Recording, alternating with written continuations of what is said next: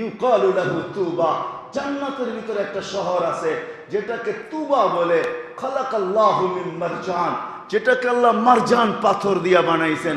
লাহু ৭০ আলফা বাবান, যা ৭০,০০০ দরজা। আলা কুল্লি বাবিন ৭০ আলফা মালাইকাতান, প্রত্যেক দরজায় ৭০,০০০ ফেরেশতা।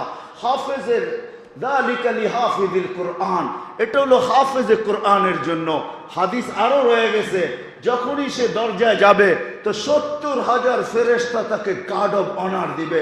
সর্বশেষ দরজা যখন অতিক্রম করবে তো ৪৯০ কোটি ফেরেশতা তাকে গার্ড অব অনার দেওয়ার পরে আসল বাড়ির গেটে পৌঁছবে।